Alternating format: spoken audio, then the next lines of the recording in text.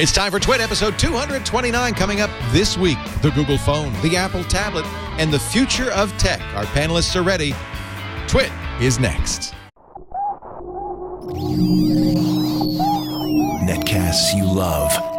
From people you trust. This is TWiT. Audio bandwidth for This Week in Tech is provided by AOL Music and Spinner.com, where you can get free MP3s, exclusive interviews, and more. Video bandwidth for TWiT is provided by CacheFly at CacheFly.com.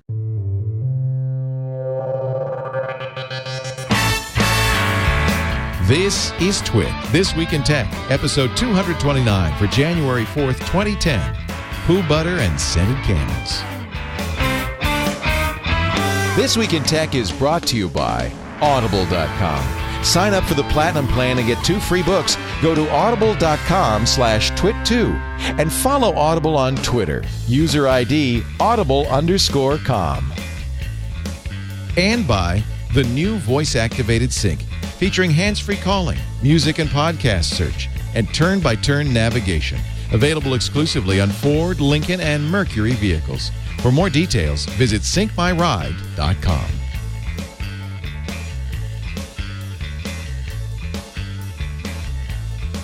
It's time for TWiT, This Week in Tech, the show that covers the week's news. Although this week, I think we're going to cover the future because we have a peerless panel of prognosticators here. I think I misread that last word. Mr. Prognosticator 1, John C. Dvorak from Channel Dvorak. In studio. In studio with us today, sir.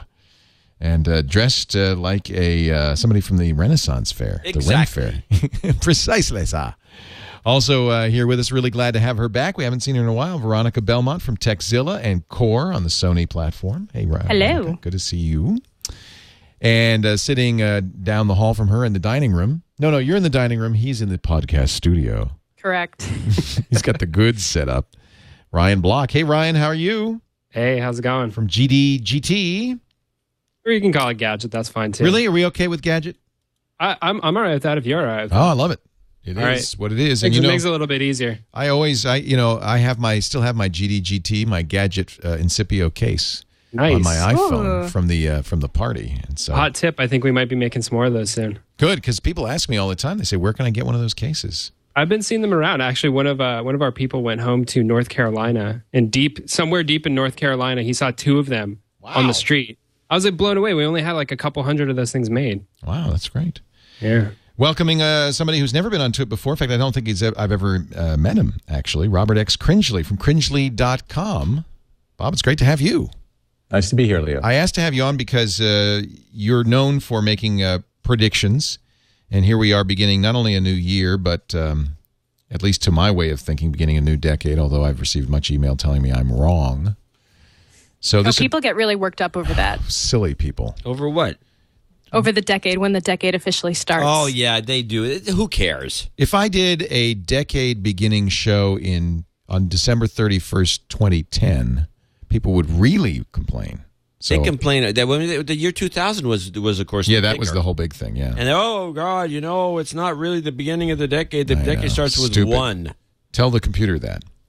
So anyway, if it started in the year 2000, which is when we partied, then the decade we do have a decade. So there you go. We and partied. By the way, did you know that this was the first decade? I think I think maybe perhaps in history. Of course, there was no Dow Jones in the 1700s, but where generally speaking, over any 10-year period, decade-wise, if you would invest $1,000 in the Dow Jones Industrial Average, over 10 years you will have a little more money. This is the first time you actually would be down $50. 50. Well, 50's not bad. $9.50 or $9.50 or something like that. Well, of course, you would have been down a lot more during the dip. Right. But and that's also on average too, right? Well, it's just if you I'm just invested in the market as a whole. Is it the took Dow? Is it the Dow or the market as a whole? The Dow. I think it was the Dow. Yeah, no, I think it's from the beginning of a decade to the beginning of the next decade. You could probably have measured it from 1925 to 1935 and had a bigger dip. Because of the depression and the crash. I'm not so sure. I'm not so sure, and I'll tell you why. Because in 1925, the real run-up that took place that caused the crash really took place from about middle of 1929 until just the beginning of 1930, and that thing really ran up over 300%, the Dow Jones went up in that one small period. So in 1925, I believe the market was pretty low. So maybe not. But Except Black Wednesday was in October of 29, John. What about? Are we on the Planet Money show here? Here's another I think one. so. I think if you went from 1923 to 1933, I think you might be. It's possible. Look, John is just looking back at his youth and these things that he remembers as a young boy. When I was a kid, Money was worth something. we used stones for money. Dinosaurs roamed the earth. So, Shiny is there box. something to be gained from this observation that the I'm last just 10 years killing have been time crap? because you're just fooling around with knobs and buttons. and we're I not am. talking This about is the anything. knob and button period of the show where I actually don't do anything, and John and I just kind of fool around. Kibitz. Bob, what you been up to these days? Cringely.com is the blog. You Well, doing any I TV write it. shows? Yeah. I love it. Read it. I write it. A few people read it. I was at PBS for 11 years, left there about a year ago, and tried to carry my audience with me, and I managed to do that. I've got my numbers back where they were before, and That's great. and I long do did it that. take And I you to do a get little your writing numbers for, believe it or not, the new AOL, and I saw also, that. I thought that was funny. That's weird, but you know. Well, what we the like heck. AOL. They provide bandwidth for this show, so I'm not. Oh, we love AOL. I of am course. not going to complain. I am not. They provide revenue for my children. Well, and And to be honest, AOL, the new AOL, is really stuff like Engadget, which Ryan, you were involved in starting, and that's a huge property. Yeah, it's been a little over a year since I left AOL, but I miss it from time to time. We'll have to trade some more stories. It really is the new AOL. It's very different. Their new look It is feels like a interesting. very different company. Yeah, I think it is. everybody who I know is still there. I think they're having a very different experience nowadays. I mean, when I was there, it was still the Rondi days, and nobody liked Ron or Randy. And I really think that Tim Armstrong has kind of given the company a shot in the arm, and maybe an opportunity to right a whole lot of wrongs that have happened to AOL in the last 10 years. But we'll see. I don't know. They've only been spun out of Time Warner for a little while. Tim has only been there for less than a year. So I think bringing on people like Robert, and they got Saul Hansel from the New York Times too. These are some really, really great people. They got Saul Hansel went there. He left the Times. He did. That was announced a couple weeks ago, I think. Huh. He's good. I always thought he was a very good reporter. That's interesting. So let's talk about the year, shall we? And the decade ahead. We do know some things that are going to happen. Starting Tuesday, January 5th, Google's going to make some sort of announcement. And Ryan, I think it seems pretty clear this is going to be the Nexus One, the Google phone, yes? Yep. Yeah, I'm going to be there. We're going to be covering it live. But if it's anything more than the Nexus One, I think I'll be surprised. It's looking pretty much like it's just going to be the Nexus One announcement.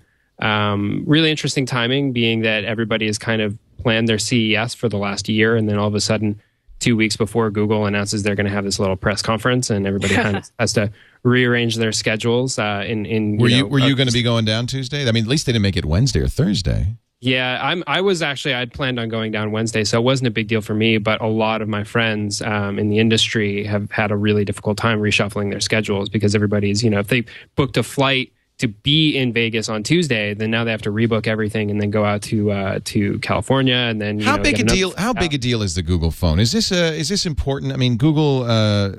They're going to sell it themselves, but they're going to service it through T-Mobile, so it's kind of not that Just different. another phone. It's just another phone. I mean, they didn't make it compatible. And the other stuff. They've done this before. They sold the first Android phone, the G1, as the Android Developer Phone 1. Right. I think it was what it was called, and so they sold it themselves as their kind of developer platform phone, their kind of flagship device for building Android apps. And if you needed some hardware and you didn't live in the U.S. To get a T-Mobile device. This is not unprecedented. Would it have been a bigger deal if they had sold this completely unlocked and compatible with not only T-Mobile but AT&T and other GSM carriers? Well, that would have been a great Is that what you situation. want, Veronica? Was that? I would have loved to see that, definitely, because I'm on AT&T right now, and while I'm not in love with the service completely, I would like to be able to try the Nexus One, at least, beyond having just a review unit, which hopefully we'll get in the house. Well, it would be a shock to Apple. I mean, it would be a real shot across their bow to say, hey, if you're an Apple iPhone user, just take the SIM out and put it in the G1, the whatever. Well, it is, unlocked, it's going to be be probably around $600. Yeah, that's a lot of money. $199. But that's an unlocked smartphone. That's pretty much how much all unlocked smartphones go for. And they are going to sell it unlocked. I guess through the website, very similar to the way they did with the G1. But yeah, I think what would be really interesting is if this had the bands necessary to run on AT&T. It does not, as far as we know right now. I mean, they could pull some rabbit out of their hat, or we should say everything is speculation. You don't have one, do you, Ryan? I mean, I don't have one, but I've played with it, and I know people who have one, and it does not have AT&T 3G. We've seen a lot of video of it. It looks like it's super fast. It's very fast. It's very thin. Right? You played with it too, Veronica? Mm-hmm. Yeah. Yeah, it's super fast, and the screen is unbelievably gorgeous. Better than the Droid. Yes. Wow, because the Droid is a better screen than the iPhone. The Droid's a very nice screen. Apple's you can see the the tiniest little shortly. pixels on there. It's very cool. Apple's going to refresh their screen. Well, in fact, Apple may do it sooner than later. The rumor, of course, and we talked about this last week, is that January 26th, they've reserved Yerba Buena Center for some announcement.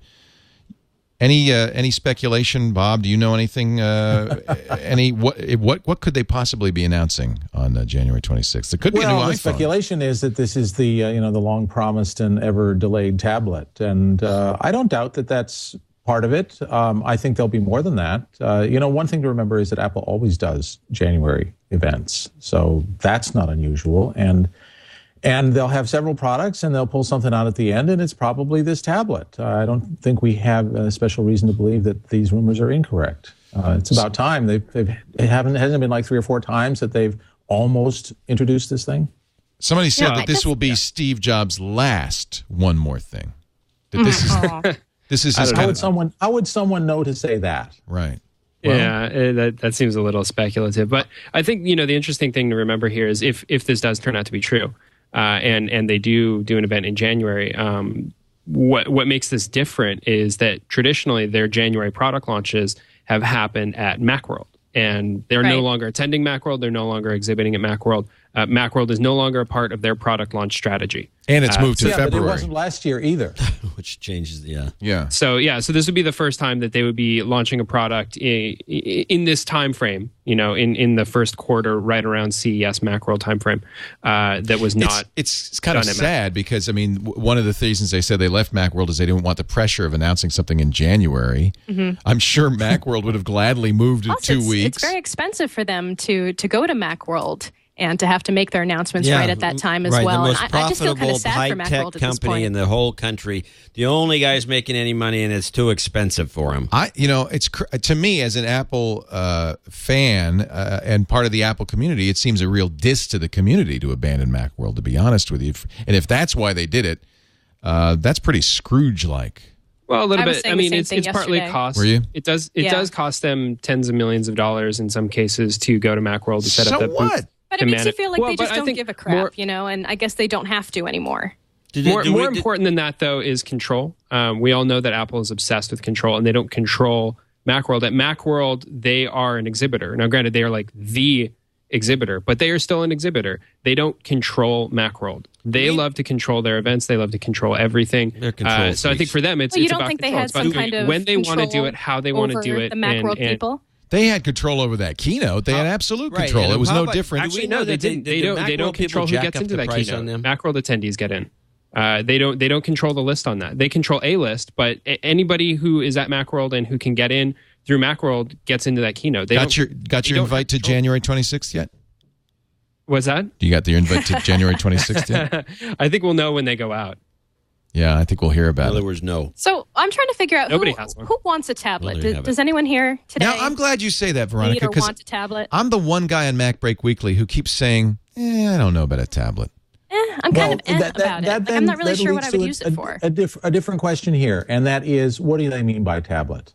We remember. What would you like to see, Bob? What would you like to see? Tablet used to mean pen computing. Who talks about pen computing anymore? Nobody. I have a tablet right here. It's called a Newton. Well, there you go. But by the way, they're going to call the new Apple tablet the Newton 2. Newton 2. That'd be great, wouldn't it? This was the Newton was a great product. Of course, it was way ahead of its time, and it never went anywhere. What are you looking at me like that? Look at you with the Newton in your hand. John's making fun of me and my Newton. You know, there's an incredibly rabid Newton fan base still to this day. I guess, what was it, 2010 or 2009? The dates changed over. The Newton was like 2012. You know, the Newton could not compute dates past a certain year. And the Newton fan base is all freaked out about this because their Newtons would stop working out. I think it was like last year or this year. There's a few months. You would know better than I would. They shipped a firmware fix. Oh, really? Yeah. And there are a user-written firmware base, and there are Newtons running Apache, running web servers. I should fire this. It's just a very. Why? So to get back to the tablet, though, it's like a very niche audience, and I'm just not sure. I'm sure technologically, whatever they do is going to be awesome. I'm sure it'll be great. It's gonna be a I'm sure giant we'll all be very iPod. stunned by how it works. But day to day, I'm just not seeing a need for it for myself. I mean, there's a lot of people out there that would probably use it. Is that they are, they always make an advance on the UI side. And I think what we're going to see is something surprising on the user interface that's not a pen and it's not a touch and it's not a voice and it's, or it's all of those combined somehow, who knows. But we'll see a pretty screen, a very thin box, and a new UI twist. And they won't give a damn if the volumes are low because they're going to have troubles. So it's interesting that you say that, though, Robert, because this kind of gets back to one of these conundrums that I think that the tablet device has, and that is, what platform does it run? Does it run OS X or does it run the iPhone platform in much higher resolution? iPhone. Let's say let's say it looks like this, right? Like he's holding up a Newton. The Newton. Now, here's what I'm thinking. How do you get this thing open? You push this. Okay, so you got a little thing here, and this is what you're going to see people using it with. They're going to be like this. Hello, Mom. Yeah, no, I'm what on you're my saying new is, iPod. is that a tablet can't. It's not going to be a phone. It's going to have a phone in it. Yeah, no, it's got a phone in it. It can't be a phone from the phone because it would be. We're right. It looks kind of cool, don't you think? It'd be dorky to have it here. I'm putting batteries in. You can turn it on and you can play. When with has dorky stopped us before? Not stopped me. I will buy whatever Apple puts out because I'm just that kind of guy. What if it comes with a Bluetooth? Look, it'll come. Well, okay, Standard Bob. cells. What would you design this for us? What would, if you wanted to make a successful product based on a tablet? What would you do? I think just what I said. It runs the iPhone. It probably has a gigahertz processor. It has a prettier big screen. They have some way of running movies on it elegantly. It has a new UI thing where you'd use gestures or you spit on it or something.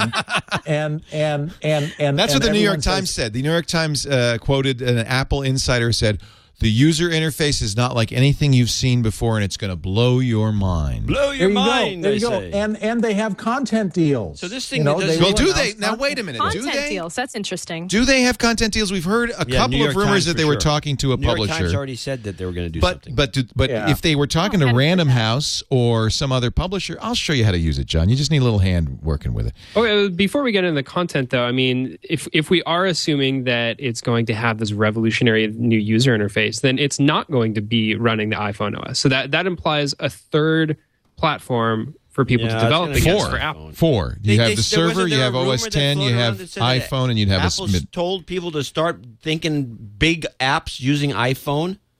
Yes, that's true. That was another. So wouldn't that mean there's going to be the same operating system? It makes more logical sense. They're not going to do another operating system. I can't. Yeah, no. It's hard for me to see them doing another OS, especially another kind of mobile-oriented OS. I mean, it seems like it either needs to be a very mobile-centric version of OS X, something that works better in a tablet form factor, or it needs to be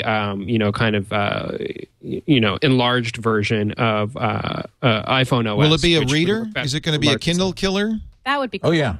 I think that's going to depend on the screen. I mean, the reason to buy a Kindle is the e-ink display. And if you have a display that's even better and more versatile, like a Pixel Qi display, which is incredibly low power but color and could actually serve as a substitute for e-ink in many cases, it could be. The Newton, by the way, ladies and gentlemen, you broke it. You broke my dead. Newton. No, it's not dead. The screen, the touch screen, no longer works for unknown reasons. Yeah, it works fine.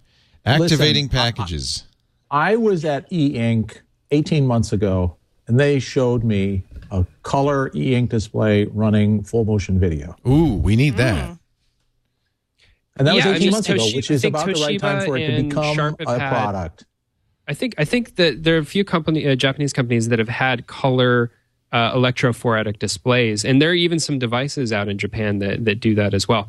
But they're incredibly expensive. The video refresh rate is still very slow. What's wrong? The only reason you use e-ink is for the battery life. What's wrong with having an OLED display and I have to charge it every night? And it's gorgeous. It's color. Not just for the battery It's life. not just for the It's way not. that the display Why else looks do is we very want different from e-ink? LCD. Because it's Because thin. it looks like paper because it's easier on There's your no eyes. need I for mean, better just staring at Contrast it. ratio. This sounds like Go all ahead. these people are talking at once. It would to me, it would be better. I would rather read on a big iPhone or a laptop than I would on my Kindle. Would you not, Veronica? Say it again? Would you not rather read on your laptop or a big iPhone than on your Kindle? No. You like the Kindle? You like that Yeah, I love that the black Kindle. I on use my gray? Kindle every day. Absolutely. gray. It's much You easier think on the that eyes than staring at really? an iPhone or the screen for 4 hours at a time. I read everything on a laptop. I have a Kindle and I read on it at night. Put the But camera on this. This is some of your old stuff on here, Leo. you're probably on there, John. This is the Newton. I like cheese. I like cheese. I like cheese. Hey, cheese is. Stop it. You wrote that? I like cheese too. Cheese is We're good. soulmates. I'm Hey, just who seeing if doesn't it like cheese? recognized the word. So it's an ebook reader, but it doesn't Cheese have vomit. e-ink. And you think that if Bob, you think if it were an e-ink display were to come along, say from Amazon that had full motion and color, that it would be better? That's what we. That's Yeah. what we want. Yeah. Of course, it expands the data types that it can present. You know, you'll pay more for a movie than you'll pay for something else. It's costly though, right, Ryan? That's the reason. That's the objection you're giving. Is it's too expensive. It's costly, and even regular e-ink is not quite there technologically yet. So, I mean, we're still years away from color e-ink that's going to do something like full motion video. We may never get there. It may be But I saw it. advances in LCD-based displays that get us Yeah, to but where we need. Bob says he saw it 15 months ago. I'm sure you saw it, and like I said, there are displays and devices like this in Japan already, but they again are incredibly expensive. They're very hard to manufacture, and they just don't refresh fast enough in most cases. Veronica Belmont, I would like to ask you a question. You though. have on this thing. Do you Go ahead. really believe that e-ink is better and easier to read than a laptop screen? I find that hard to believe, young lady. Yes. Yes. Is it maybe that I'm old? John, you're old. Huh? What do you think? What? I don't think that the Kindle is that easy to read. I know it's more I think it's solid. I think it's very easy to read. It's easy to read, but I would prefer to read a laptop because I want color, I want Well, motion. Leo, maybe you just need to make the text bigger. I know your eyes are probably not what they used to be. giant I made it all You can do the that way on the Kindle, you know. You as can make the big as text you bigger. could. I made it all the biggest. So it you could got be. it written on here. I love Obama. Give You've me been that. using this thing to this I day. wrote that in 2000. Isn't that amazing? I love Obama. You're making Look at that you. up. She's making that up. There's no Obama. You need this on here. fancy pen. You do need a stylus on this thing. Now, there's a lot of reasons why this didn't make it, and chiefly because it's black on gray. Black on gray. It's not even. It's like black on black. You can't It see needs it. a backlight. Well, it's like that funny, like quasi green color. Yeah, exactly. With kind It's of really a good horrible for the eyes. Yeah. liquid Contrast. crystal look to it. Yeah. Well, they didn't have It was ahead of its active time. matrix at You the were time. right. This was a passive matrix. This is way ahead of its time. Way ahead of the technology. So The idea was ahead of the who's going to disagree with me and Veronica? Our position is that the world doesn't want a tablet, and Apple is chasing up the wrong tree. You agree? Am I misstating your point of view, Veronica? No, I thought you were going to see who agreed with the e-ink over reading on the laptop. I went back to the I'm original. done with Okay. that. He's had it with that I argument. gave up on that. Do you agree, John, that the tablet is a bum idea? No, I don't. I think the possibility exists that this will be the decade of the tablet. Bob, you The agree? decade of the tablet. Yeah. I think they're not going to pitch it as a tablet per se. I think that they're going to find a different spin on it and find a way to make us like it. So, yeah, I think a lot of people are going to buy them. That's interesting because the world is expecting a tablet, so there's a little risk in saying, well, it's not a tablet. It's fine. So the Kindle's not a tablet either. Ryan, what do you think? Yeah, I'm with Robert. I think that it's going to be a different spin on it. I mean, tablets have not been successful to date. tablets are not something that people go out and shop for or desire in particular. And I blame, by the way, I wrote a column in PC Mag about this. I blame Microsoft for the whole fiasco aspect of this. They were the ones. Yeah, it's entirely possible that they're responsible for tablets not having taken off the way that we all kind of, because they made the crappy tablet, the UMPC. They've made 3 or 4 iterations of this. And Microsoft, and the fractal here is Microsoft was also the one who killed the smartphone business until Apple came along. They were running that and then into the ground. Nobody cared because their model, their ability to change, kind of the way you look at these things is impossible. So can Apple? Well, I want to know what kind of spin I think they just need to reframe the it. conversation. Yeah, what's the spin that makes it better? Because I can see a larger multimedia device, like a large touch, for example, which I could use around the house, but I wouldn't want to take with me on a trip because it would be too hard to type out a bunch of emails on a touchscreen interface. I mean, I can do that on my iPhone, but I don't love to. I just want to know what spin you think they could add to it that would make it more, mass marketable. Well, one thing they could do is they could make it a different enough device that they can break the deal with AT&T and have it come out as a subsidized Verizon device. Has to be always on the internet, right? Has to have 3G. Can't just be a Wi-Fi device. Yeah. Well, it could, but there's a problem. There's a problem because I'm already paying for, my iPhone. I'm already paying for. What if you pull out your little card and put it into this thing and you're still got the same account with AT&T? Would that bother you? It's hard to pull that card out. Nobody's going to do that. Yeah, that's not. That's a non-starter. Maybe they can come up with a toolkit. I think you're going to kill it. You make me pay for $60 a month for additional network access that I already have paid for at home and on my phone. A third connection. That's a problem. They finally have tethering. Oh, they'd have to allow tethering. That would be good. Well, AT&T doesn't like that idea. Yeah, why would AT&T? Unless Apple could say to AT&T, "We're leaving you unless," because it's not in their interest to provide tethering. Right. So how do you solve that? How do you losing them inevitably? This year apparently? So AT&T would probably implode at that Apple point. would be insane to extend that deal. So then you're stuck with a tablet that either has an expensive 3G connection that nobody wants to pay for because they already have 2 others, or has no 3G and is completely worthless. Now what do you do? They got to solve that. Also there exists a possibility that it's optional and that you can buy the tablet with the 3G module based on the service that you want. Kind of like how you buy laptops that have 3G modules based on the service that you want. One word. So you might get one with AT&T, you might get one with Verizon. I don't think it doesn't have to be either or. They do a deal with Amazon and it's WhisperNet. Which is Sprint. No, Sprint's AT&T. No, WhisperNet's AT&T. I thought it was Sprint too, but it's AT&T. No. Well, sure? it is on the new device. On the original device. Oh, the old one was Sprint. Okay. Mm-hmm. So they could do if they have a lot of content deals, they could do a Kindle-like. Why don't they do the ultimate content deal and partner with Amazon? I don't think Amazon. Because I think Jobs and Bezos both have such a need to control ego that they would kill each other. Ego would stop them. But wouldn't that be a good play? You say, look, you suddenly have access to 650,000 books. The Kindle, this is the Kindle 3 kind of. Well, if they did a licensing deal, I could see it working because Amazon would be selling books anyway. And you use WhisperNet. And, essentially, I mean, the model should be for any of these devices. Why would Amazon want people to buy this device over whatever new version of the Kindle they come out with? Because they would, because the device is not what Amazon's interested in. Amazon's interested in selling books. This is a razor blade scheme. They have no interest in being in the Kindle business, I would submit. It's a razor blade scheme. You sell the license to you have your product, and then or even a Nintendo scheme where you have this deal, this device, and then you sell games into it. So Amazon sells books. They're selling enough Kindles that I think they would want to continue at least making the margin off of those. No one knows. We can also back the conversation up here a little bit because Amazon has already done this. Kindle lives on the iPhone platform. It would not take much for them to be able to enable purchasing of ebooks on the Kindle iPhone app. So assuming this device runs the iPhone platform, then they're already there.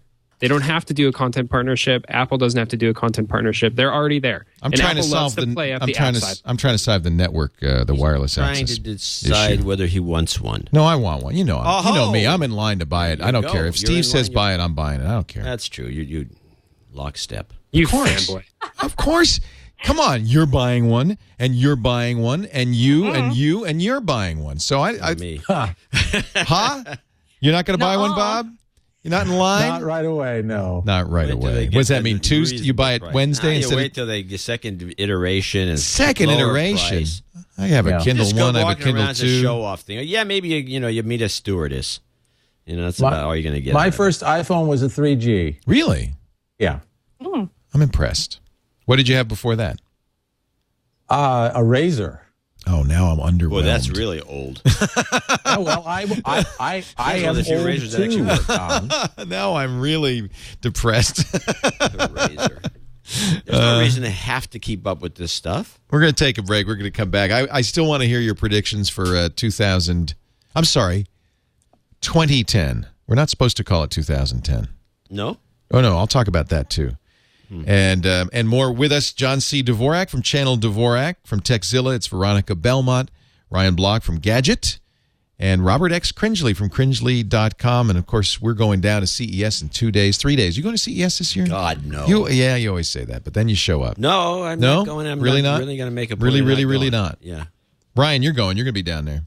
Oh, I will be there. Yeah, I will you're gonna be there. come We're by and help we're us. launching some new stuff on Gadget good. specifically for CS. Well, please come by. And, Veronica, you'll be there with Techzilla, I know. I will. Yep. Robert, you going to CES this year? Absolutely not. Yeah. See, the old guys say, God, no. I've been there. I'm jealous. The show has not changed for 5 years. Well, good, because I haven't been there for 6, so I'm excited. It'll be new for I me. still have been my there for Comdex 6 tattoo. years? You know? If they brought back Comdex, I would be so in. PC Expo. No, I'm Boy, just that's joking. an old reference. I'm just joking. There's some Jack Benny material. I haven't been at CES since 2004. It's been 6 years. Really? And I thought it was time. One of the reasons was because of the overlap between that and Macworld. And I always said, well, I'm here. I'll just do Macworld. But we're going to go down with 10 people, all our cameras, all our gear, all our equipment. And I can vouch for this. You've got some wild. Have you gone in the other room? Oh, this guy is unbelievable. This guy's taking the money he's making on this show and putting it into gear. He's got the greatest rig. This is going to be one of the.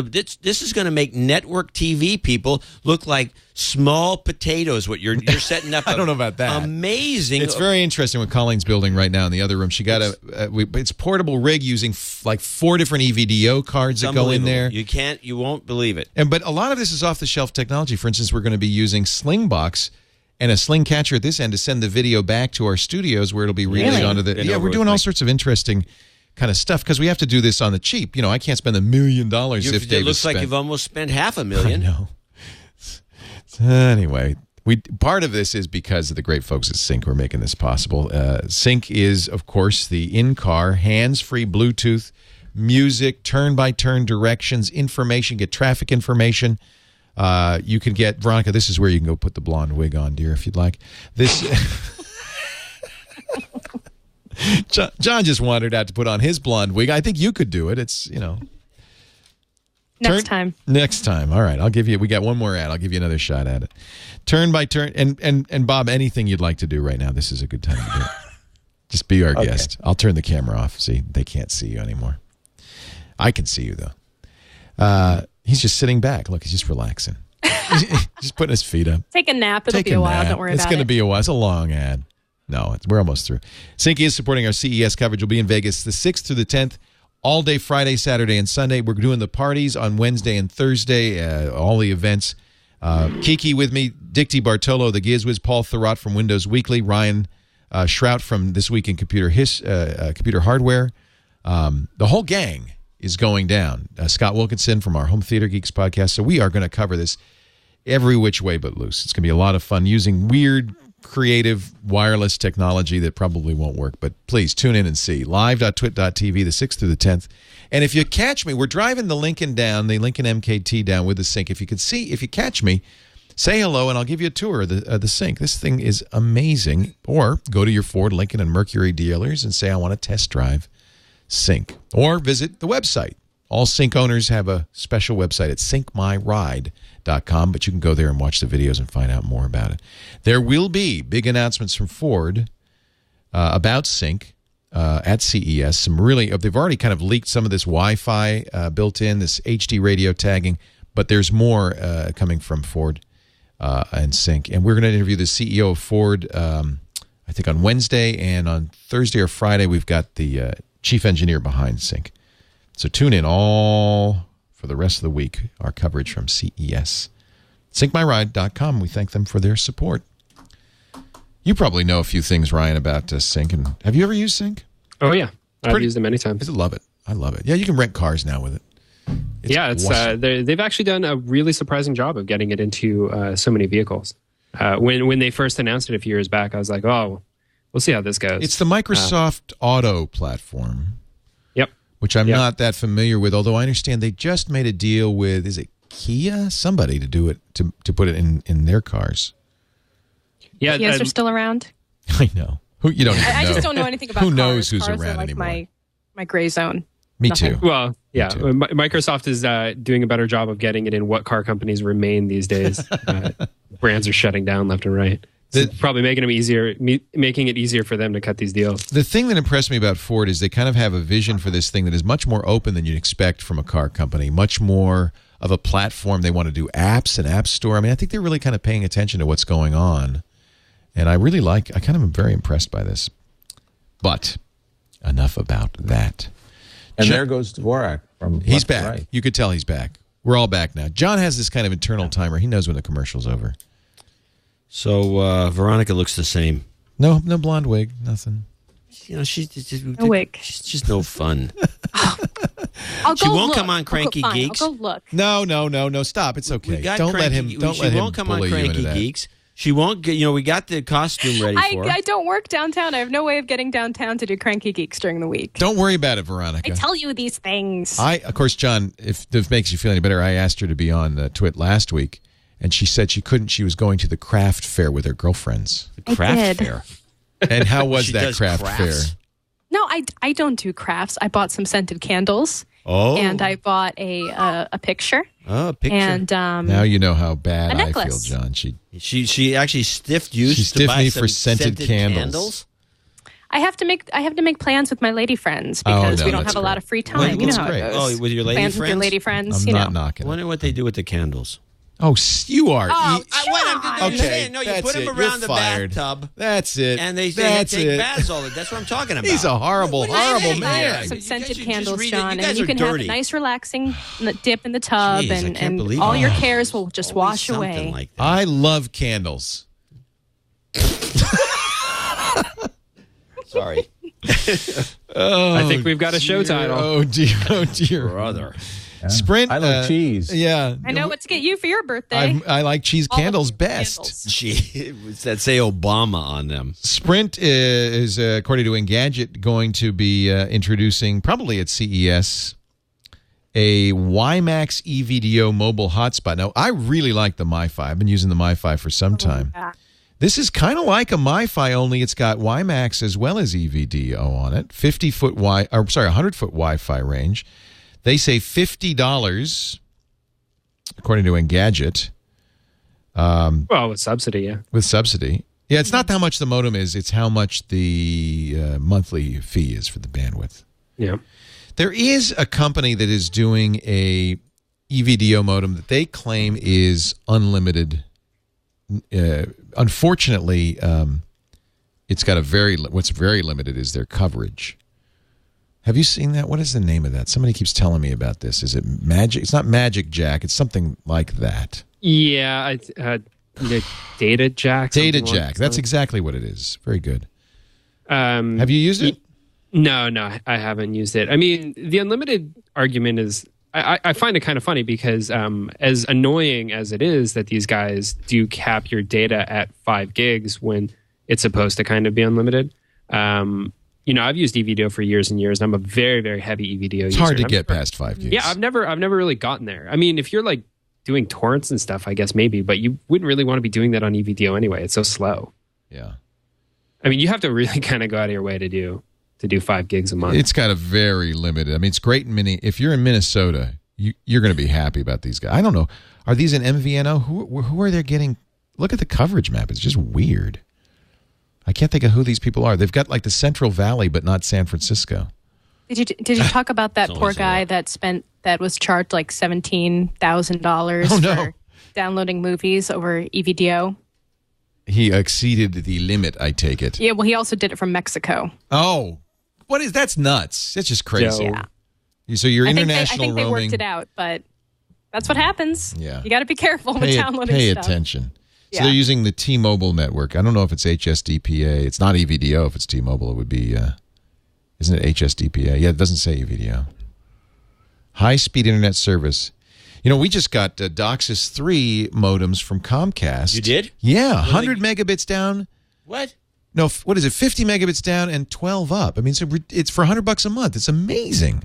Yeah, we have it too. Really? It's unbelievable. This is their response to FiOS. Now how many? Yeah, how many areas are being served by this? Well, you guys, they're rolling it out completely. I live in Charleston, South Carolina, and nothing happens here, and they have it here. What does she do? Just making faces. They leave the So you camera have it in on North too long. Carolina? South Carolina. South Carolina. And I have my telephone line was, I think, installed in 1776 or 1876. When did you or move to sometime. South Carolina? My wife is from here, and I like to sleep with her. Oh, Every night? So when did you Sometimes move to twice a South night. Carolina? It's not answering the question.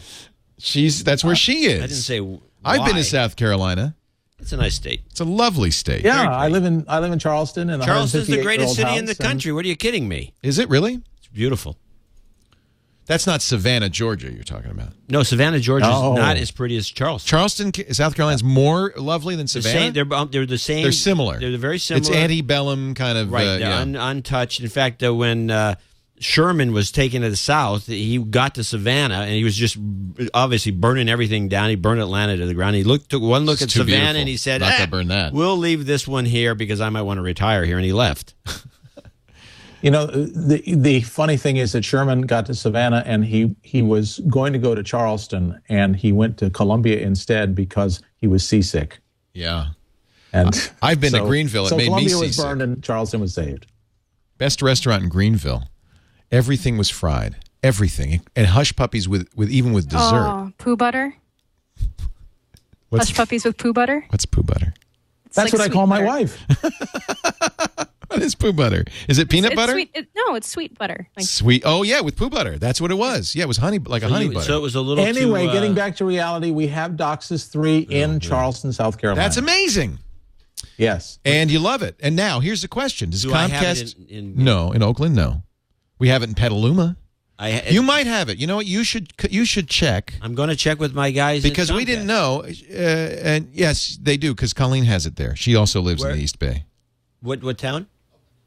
Okay, well, I'm in Berkeley, so I don't know. It's very close. They're similar. All right, I'll it's check just it out. it's mostly you take a turn at the I left think to the I'm left, using and then a you're in San Berkeley. Pablo node, which may not have. No, you have to get a new modem. That's the thing. And they'll send me They a send you a DOCSIS 3 modem, and you get on the DOCSIS 3 head end. So is it noticeably faster? Because the feeds are coming over slow. I know. A lot of the servers you're going to. What about you, Bob? Do you notice a difference in speed? Well, I didn't get it. It's here. It arrived last week, and I haven't got it yet. But the funny thing is, they rolled it out, and my speeds went up. Yeah.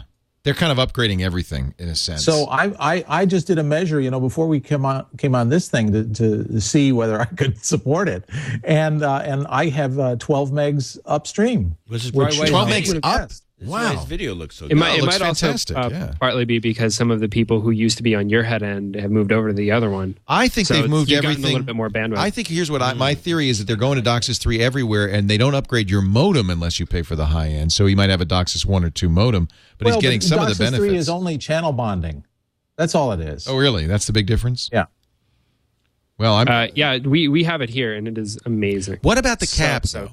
What about the cap? I mean, you guys still have the 250 gigabit cap? I haven't run into the cap. I again, monitor it's the cap on my It's machine. annoying, but unless you're doing some serious file transfer, you're I not going to run monitor into it. my cap. I've yet to run into it. We I download can't get movies over and stuff 50 like that. gigabytes a month, and I'm using the thing full time. I don't know how you get I to work 250. I work from home. I work on the internet. I do nothing but use the internet. Like almost 18 hours a day, and we've yet to hit it. Yeah. You'll never. It's hit really, it. I think, if you're downloading tons and tons, You'd of have to movies, work hard. Yeah. Yeah, I can't you really even do. imagine. It doesn't sound like a lot when you think about it over a 30-day period, but it actually is. 250 gigs is a lot. I'll say of data. 8 gigs a day is a lot. Yeah. Yeah. So, but you're getting what kind of speeds are you getting? So we opted for like the lowest DOCSIS 3 plan. So I think we're on 30 megs by 10. So we get 10 megs awesome. upstream, which is actually how Veronica and I are You're able both to on Skype twit. looking great. Yeah. Yeah, exactly. We're both on the No same problem. connection right now because we just have like bandwidth to spare. I could probably go start up a video game and play while we're both playing. This is to me. You this should do is, that. Yeah, go ahead. I'll start a raid. You Download go play some Avatar, Modern Warfare. see what happens. We'll see Somebody- how it happens. Somebody in the chat room is asking how do you monitor this. You just go to Google and put Comcast bandwidth monitor. Comcast a bandwidth monitor, and you'll get about 5 or 6 programs, and some of them are pretty cool. But Comcast is supposed to have one. Once they did the caps, they said, "Okay, we'll tell you I what you're haven't seen using." it. I think you have to go to. I use a you probably don't go to one. Comcast.net very often. Do you even know about that? No, I don't. Yeah. I just go straight to the Comcast Cares guy, and I just say, "Hey, can you take care of me?" Hey, Hey, Frank. tell me What am I what I'm using? And Frank calls me close up. my I mean, what am I bandwidth? supposed to be doing here? John, Extra you work? have people, don't you? Yes, he has People. people. It's made of people. Bono, the rock star. You remember him, Bono? Big investor in Elevation Partners. Roger Never heard of McNamee's. Yeah, oh yeah. He's not only is Bono hip with it, wearing sunglasses all the time, but he also has an article in the New York Times for January 2nd on his top 10 new ideas for the new decade. Would you like to go through some of those, John? I would Cedar? love to know what Bono thinks is going to happen in the next decade. He says, in the spirit of rockstar excess, I offer yet another top 10 list. Oh, top 10. The main difference, if it matters, is this list looks forward, not backward, which is I was trying to get all of you guys to do. Yeah, but well, if you just would ask us, I think I did. where is this on here? I don't see it in the. I made it up. It's not in the list. You want me to put it in the list? I'll put it in the list right now. Wait a minute. Hold on. Let me push a button. 229. There it goes. We don't do well with change, Leo. I know. You need Apparently to not. spell things out for us. Delicious.com/twit/229. It'll be right there. He says, the main difference to my list, if it matters, this list looks forward, not backward. So here are 10 ideas that might make the next 10 years more interesting, healthy, or civil. Some are trivial, some are fundamental. They have little in common with one another, except I am seized by Looks like a each. psychopath in this photo. That's Bono. Seized? He's seized by each and moved by its He's seized. potential to change our He's world. seized up. It's funny. It's like a big hand gripped him and moved him. Return of the automobile as a sexual object. Ow, ow. That's what? Woof, I woof. think you nailed it with that one. How is it the country that made us all fall in love with the automobile has failed with only a few exceptions to produce a single-family sedan with, I could just see Bono in a single-family sedan. Yeah. With the style, humor, and grace of the cars produced in the 40s, 50s, and 60s. Okay, they just skipped. This is another crappy top 10 this is list. good. Look it. He says, get Steve Jobs and Johnny Ive, Frank Gehry, Jeff Koons. Frank Gehry, you'd have a blob car. Bono, come on. All right, number 2, and this one I like. Intellectual property developers. It's like one of those guys who has the voice recorder. Note to self. I think he just puts Intellectual words together property that he developers. thinks sounds good. It's exactly. Mint chocolate Intellectual chip property real estate. developers. The only thing protecting the movie and TV industries from the fate that has befallen music and indeed the newspaper business is the size of the files. I would agree with him on that. Sure. The immutable laws of bandwidth tell us we're just a few years away from being able to download an entire season of 24 in 24 seconds. I think that's happening now with DOCSIS 3. So if you can get it, feed it. if you can get it fed to you. We're at the post office, they tells us. We're the post office. Who knows what's in the brown paper packages? Huh? But I don't know. I'm sorry. I must have left something out. A decade's worth of music file sharing and swiping has made it clear the people it hurts are the creators, in this case, the young fledgling songwriters who can't live off ticket and T-shirt sales. You know, the last time I went to a Metallica. U2 concert, it was $150 for a ticket. Bono. T-shirt sales like the least sympathetic among us, and the people that reverse Robin Hooding benefits are rich service providers whose swollen profits perfectly mirror the lost receipts of the music business. When's he going to get to intellectual property developers? I don't know. Okay. It doesn't get to it at all. This is bogus. Okay, next one. Equal right to pollute and the polluter pays principle. I think this is carbon credits. Carbon tax, carbon credit, carbon cap and trade. Cap and trade.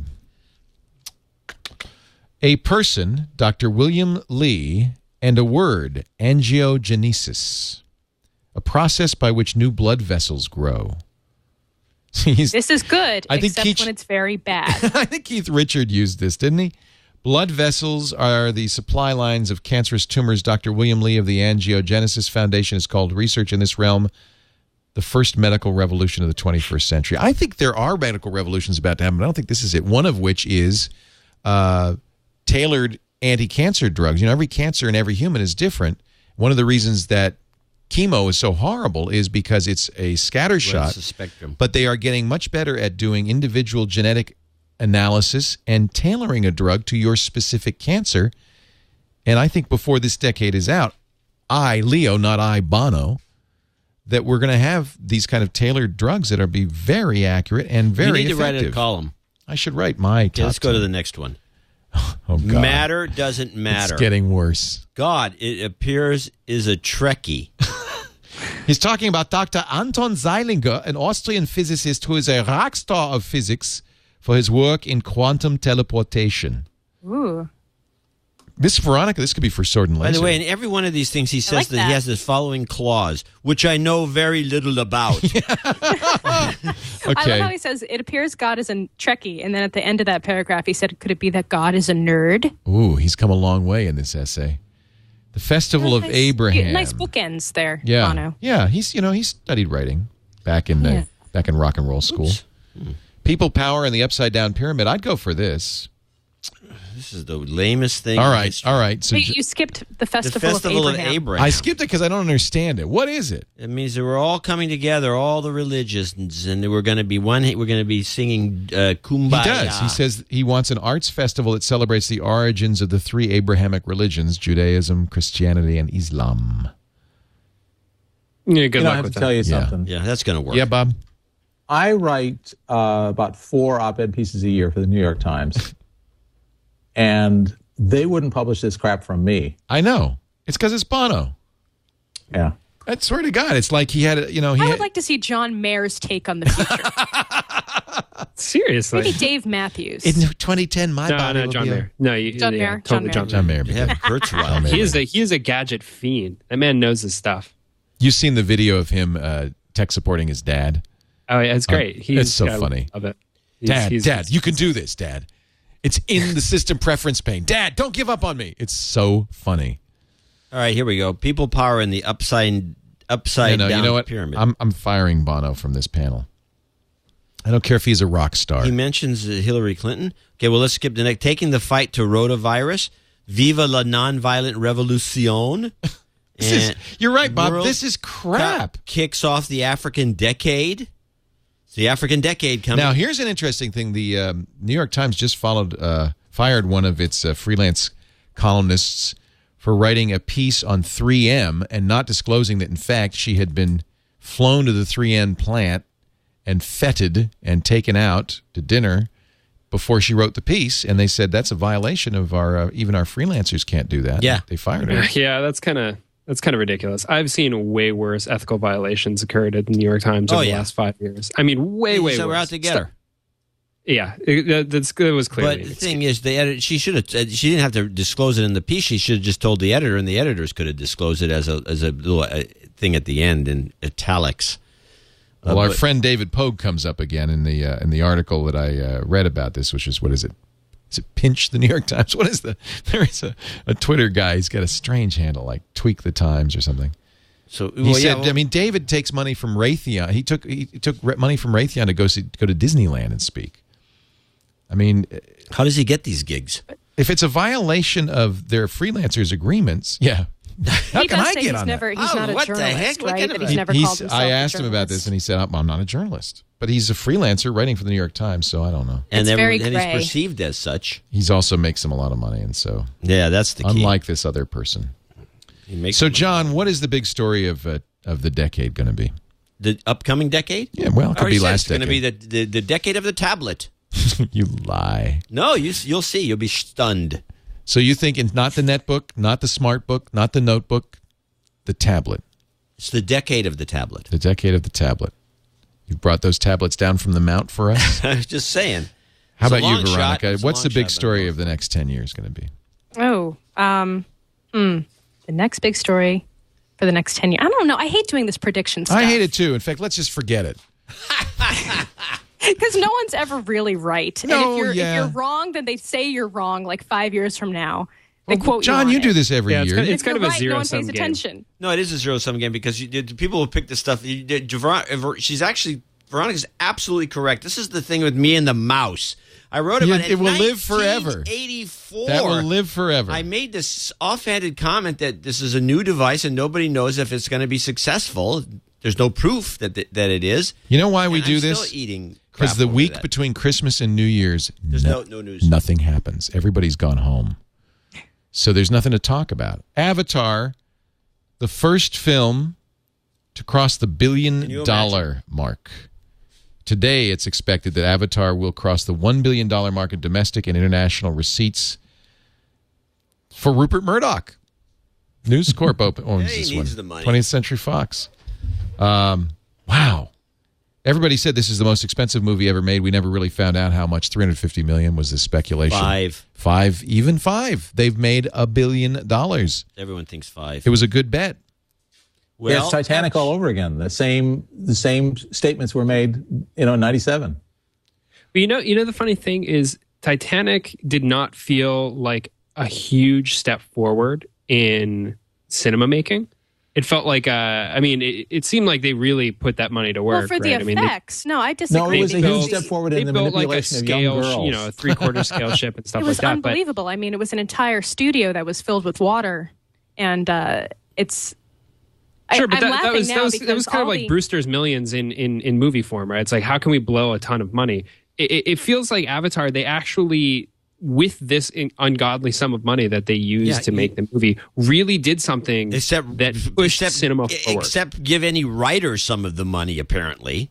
Yeah, but they had to do that to replace the Writing? limpid pools Did you see this movie? of What Leonardo writing? DiCaprio's eyes. Oh, it wasn't that bad. They had limpid pools. They were just computer-generated limpid pools. I've been laughing lately because all the geek guys have been going nuts over Avatar and seeing it 3 or 4 Those times. chicks are and I was hot. like, now you know what it was like when we were preteens seeing Titanic for the first time. Those Preteen girls, those blue rather. 8-foot-tall blue chicks, they were hot. Don't look at me like It's a that. cartoon, for God's I sake. know. Most of my love life is a cartoon, John. That's it. It's not. I thought the movie was a disappointment. I thought it was Really? spectacular to watch. I saw it in the IMAX. It was for one thing, I didn't like the fake 3D. I mean, if they were doing depth of field shooting, this is not 3D by any means.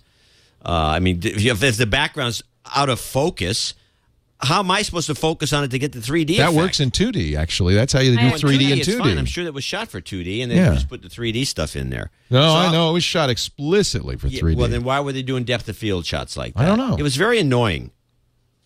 I kind of wish I had not seen it in 3D the first time, at least, because I found it very distracting. Me too, Veronica. And I'm the only. A lot of people said they didn't bother them, but it didn't bother bugged me. me. Yeah, it bugged but me a little you bit. got a visual. No. I was able to see the 3D. I was very surprised, but I was wearing. First of all, my advice: don't wear glasses to the movie because you'll be wearing 2 pairs of glasses. Which is. Did you see the 3D IMAX version? I saw Real D, which is had the different. black Poindexter glasses that you wear over your regular glasses.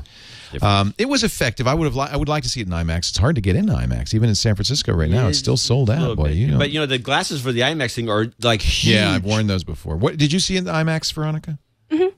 Yeah, Ryan and I saw it last. And you're saying Friday? it kind of Was it bugged Friday? you. I wanted to see it in 2D too. I saw Maybe I'll go Alvin back I and would the like to go Chipmunks. see it again in 2D. What, Bob? I saw Alvin and the Chipmunks. How was that? The Squeakquel? Squeakquel. It was good. The guy from Chuck is in it. He plays a loser. Really? Yeah. That's a stretch. Okay, where are we? Where are we on the list? Twitter. In 10 years, will there be a Twitter? No. Veronica? Maybe. I don't know. I guess. Well, this is what you're here on the show for. You're not I know, supposed to but this squint. is- No, and she's not. whine. You're not supposed to be honest. No, there will not be a Twitter. Thank you. That's all you have to say, and you don't have to Tell me justify it. call me back in 10 years and let me Yeah. know how that works It'll out. be called something else. Ryan? Well, what do you mean by Twitter? I mean, now like he's Twitter, gonna be Twitter, picking- or something Technology? similar You to can't it? just Or, say yes well, you or can no. say no. You can say, but that the idea will persist. But will Twitter.com still be the venue it is today, or will it be like the course not. Friendster.com? I Chance. think it is highly probable that with kind of broadcast push publishing protocols like PubSub, Hubbub, and Webfinger and stuff like that, that you're going to see the kind of decentralization of status updates. And in effect, that could really undermine Twitter and to a certain degree Facebook. I think it's entirely possible. I mean, I think if Twitter was smart, they would try to get in on that now and try to own as much of that as they could to maintain their dominant position. They have an opportunity, but they have to open. They really have to open. Yeah, if it does become decentralized, and they're not in on that really early, it's going to really sneak up on them and could potentially really damage them. Bob, have you heard of Twitter? Yes, and Alvin has as well. I think that Twitter won't be a brand in 10 years and that it will peak and they'll sell out on the downside. How about Twitter as just the API but not as a website anymore? It's a good API. Oh, that probably will continue, but under someone else's ownership. But it's already happened. Who is it? WordPress.com. A couple of sites are now using the Twitter API, so you can use Twitter third-party tools to post to WordPress. Yeah, it's wild. I think that's smart. By the way, somebody in the chat room is really giving Veronica a bad time, saying that the only thing she's sure about is she's not going to wear the blonde wig. Don't pay any attention I put my foot down to him. on that. He's I just baiting don't like you. I just don't like predictions because I think things change so quickly that it's kind of hard to say for sure what's going to happen in a decade. They're all bogus. I like replicators, but they're kind of fun. In a decade. Well, what sci-fi? Okay, replicators. let's talk about sci-fi because you do the Sword and Laser podcast with Tom Merritt, and you're very into sci-fi. Is there a sci-fi thing that you've seen in the movies, you've read in a book that you think will become real? Concept. It's a good one. A concept that might become real in the next 10 years. It's Leo at his best. Terraforming. Oh, I like that. Terraforming. Mm-hmm. What will go we for terraform? Mars. Will we? Oh, I thought Dubai maybe. That's maybe more the 25-year range. That's pretty far. I think 10 years. I don't think we're going to start terraforming yet. Who knows? Things might get bad. You've read Red, Green, Blue Mars? Might have to push it forward a little bit. Yeah. Who knows? I'm going to predict a new programming language that will set the world on fire within the next 10 years. You're kidding. That's a safe bet. Google's working on that new language. What's it called? Go. Yeah, that's Go. one. It's got an exclamation mark. Go. Could work. Ryan, what do you think? A science fiction? I'm surprised they didn't name it Google programming language. Will we see a replicator? You know what I think we might see? We might see the holodeck. I don't know about that. Those physicists who are working on the transportation stuff, they all say uniformly that I've seen that it works on a very small atomic or subatomic level, but it doesn't work on larger objects. They can't move massive structures. I'm never putting my thing in a wormhole. I'm sorry. That's just not going to happen. I think radar on cars. You said? I would really like to see, I don't think that we will have it in the next 10 years. I would really like to see kind of like an automatic transportation system a la Minority Report. We were actually just talking about this last night at dinner. I'm not into jetpacks. I'm not into flying cars. I think that's the idea of the car driving itself. That way people can go back to drinking at night. I think actually of all the things you just said, autonomous vehicles is the most likely thing to happen in the next 10 years. Absolutely. I hope so. The reason why I don't think it's you going didn't to ask happen me. is because of the massive amount of infrastructure that would need to change in order to really, really make it work correctly. No, Moore's law. How many years did it take to make the national highway system? Like 50 years? You don't have to put wires in the highway. I think you don't think so, Bob? I think between DOCSIS 3 and terrorism, we're going to see the rise of residential telepresence. Ooh, I like that. Nobody's going to want to travel because they don't want to sit in their seat for the last hour.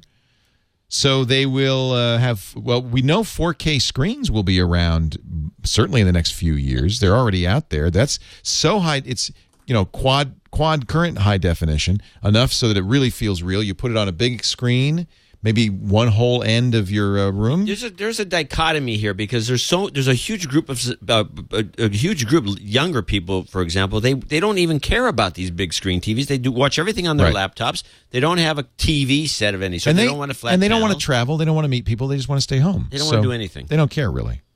There's no market. Yeah, although you do also have to remember that a lot of people who are younger are not necessarily spending their daytime on computers. If they're in class, they're not sitting on laptops all day long doing laptop stuff. So that's more of a recreational thing for them. I think once a lot of these people join the workforce and they're working on their computers all day, there is actually a little bit more incentive to shut the laptop down, go in the living room, and just kind of relax a little bit in front of the TV. Maybe you're right. So that could change. I mean, they could swing the other way a little bit. Here's a prediction. as people get older. Vivek Kundra will become president and put John Dvorak in jail. I like it. One can only hope. I think that might well happen. I'm just kidding, John. That might well happen. That could very well be in your future. Yeah, the binary and the kobolding. The binarying.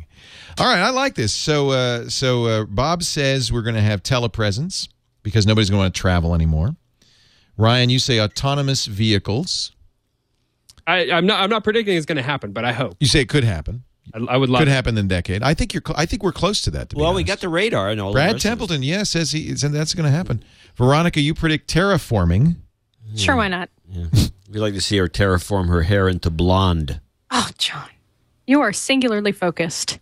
It's because he's dressed as a Ren Fair character.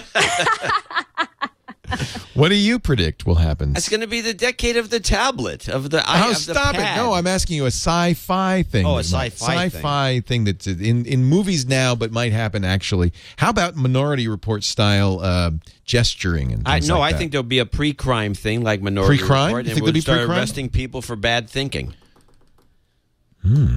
I think there's going to be fascism in the form of the way it's been shown on these sci-fi. Talk sci-fi. We're going to have a fascist world government. It's going to be a disaster. How many more economic collapses before that happens? We're going to have a big one in 2013. And will that be the... That's the trigger. The trigger? Yeah. We're doomed after that. Make your money. You find something. Find a hole. Gold? Should I get gold? What should I get? Gold Canned goods? Canned goods. That's always good. Last X number of years, though. The cans... Dried. Freeze-dried. Lentils. Actually, lentils and rice. Bob, I know for a fact the reason Bob's in South Carolina, he has cornered the lentil market. Lentils and rice. You just have like bags and bags and bags. Black-eyed peas, baby. You know. Well, you might be right. So fascism. So what would we do to prepare for that?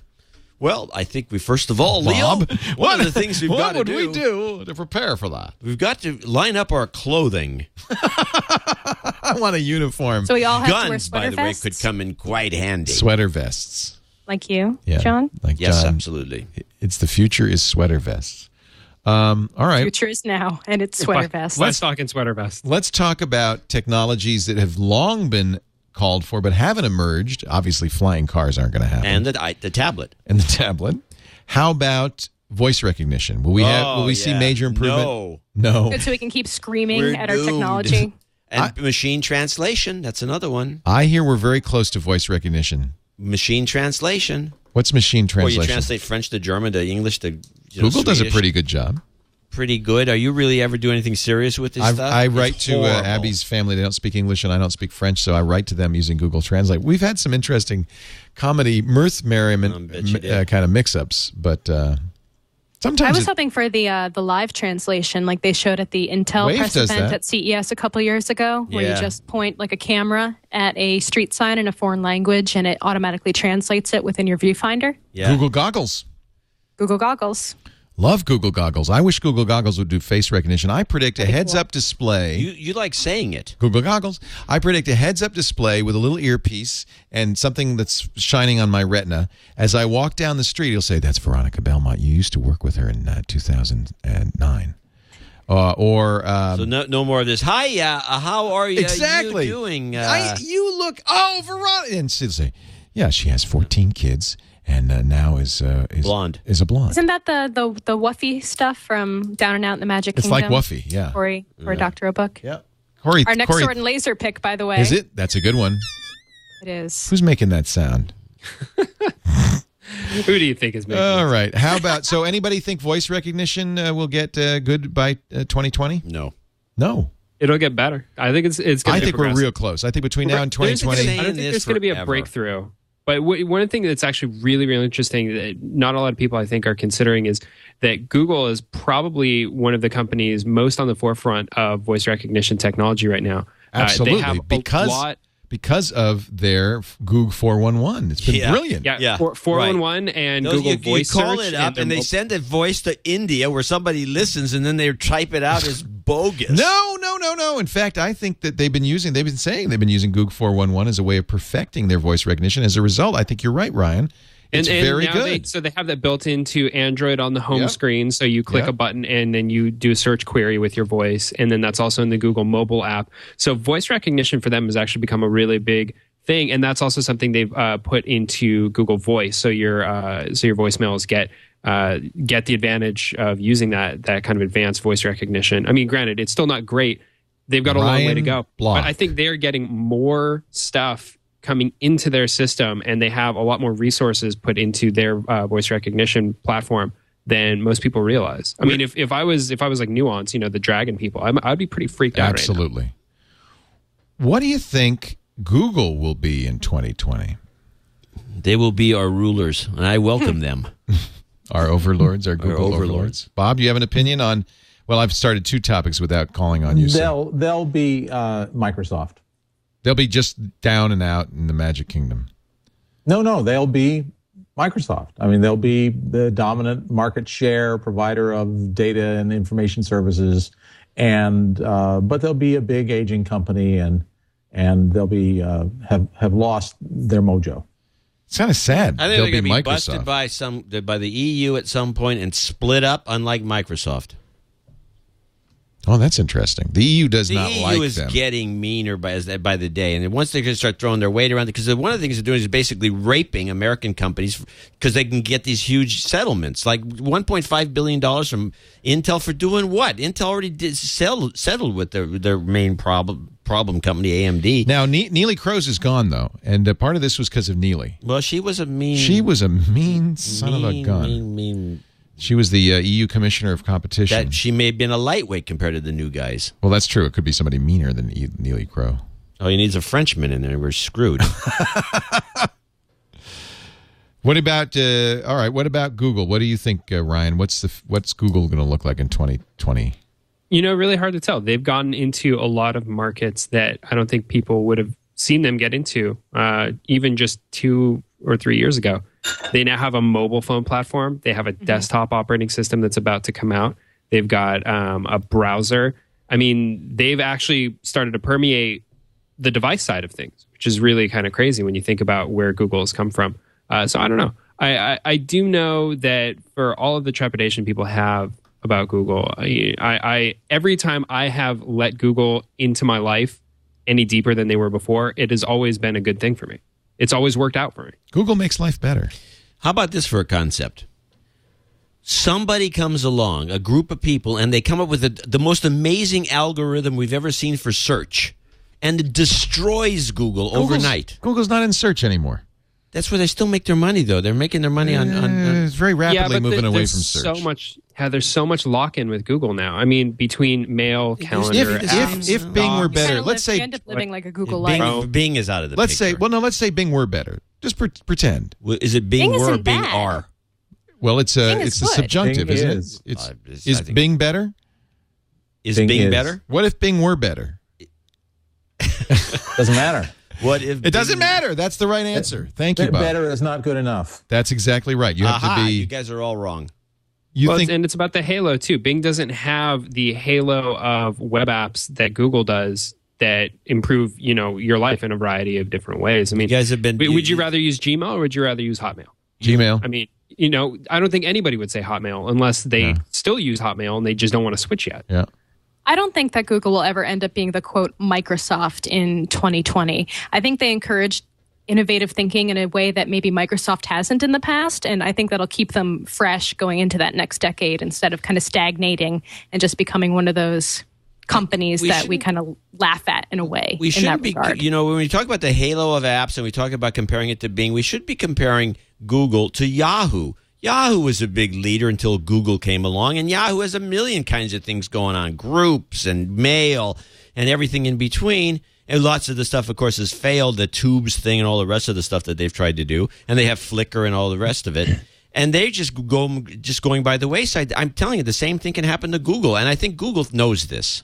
Well, I think a big part of the reason why Yahoo went wayward is because they took focus away from their technology products and they put it more towards their content product. Well, and it turns out not to be a bad, but it's not a bad move though. Look at, they've got like top 10 content properties. They're doing great. Oh, sure, but it's slipping, and the way that the web is moving now, it's moving away from that kind of a content portal. It's moving away from a lot of these destination sites like Yahoo, and that's why you've seen AOL really kind of refresh its content strategy away from AOL.com and more towards, products like Seed and Engadget and so on. To your point, Veronica, though, this is why it's so difficult to predict, because right now Google is clearly, master of the universe. But in technology, discontinuities happen where things just change unpredictably. And to your point, John, somebody could come along and best Google by just a flip of an algorithm, and it's unpredictable. You don't know when that's going to happen. Well, I do know one thing. I know when an Audible commercial is about to happen. Me too. Right now. Folks, if you're not listening to audiobooks from audible.com, you're missing out on a world of great entertainment. Look, everybody got up and left. It's amazing. She went to get the blonde wig. I hope she went to get the blonde wig. Come back in a moment. We'll see if Veronica got the blonde wig. No. Audible.com is the place to go for audiobooks. 65,000 titles and growing all the time. Some of the best books in the world. And I always look at Audible first to see if it's on there, because that's how I like to read. Now, I get email every day saying, no, it's not reading. Yes, it is reading. You're listening to every word that was on the written page, but it's being read to you by a very talented actor who has the style, the panache, the pacing to help you get into the book in a way that you just cannot get on paper. I am a huge Audible fan. Highly recommend you check it out, and I'm going to make it possible for you to do so absolutely free. In fact, your first 2 Audible books are free. If you go to audible.com/twit2 right now, you'll sign up for the Platinum account. That is a 2-book-a-month account, and as I said, your first 2 are free. If you're looking for a good one to pick, there's so many great choices. What was the Sword and Laser book this week? Down and Out in the Magic Kingdom. That is not on Audible. Aw. I'm sorry to say. 'Cause I'm sure if you ask nicely, Corey will read it to you. Corey would actually call you up and read it to you if you wanted. They do have some wonderful sci-fi. Audible's really made an effort to enhance the sci-fi category with their Audible Frontiers. They read books that never were recorded. So if you're going back and reading some, classic sci-fi, Audible is a great way to do it. And I know you've, in the past with Sword and Laser, used Audible and recommended Audible. I just got The Sword of Avalon because of you and Tom. Actually, because of Tom said, you should read it. It's really good. We've just finished Mists of Avalon. Mists of Avalon, yeah. But they have a whole series. They have the whole series. Mist is the first Bradley. one, right? Mist is the first, yes. Yeah, that's the one I downloaded. Then they go back into prequels. I said, oh, that's just going to be girly. But then he said, no, it's Arthurian legend. And that's when he had me at Arthurian legend. Tom knows his Arthurian legends. I love Arthurian legend. Tom is like an encyclopedia of that stuff. It's incredible. Like on our last show, he just talked and talked and talked. And I was like, wow, you really knew a lot more about this than I thought you did. It's so cool. Now let him go. There's abridged and there's unabridged. Natasha Richardson reads the abridged version. She would be wonderful. But but I have to say, I'm sorry, I am a unabridged guy, and they have Davina Porter reads. It's a 3-volume set, but you get your first 2 for free.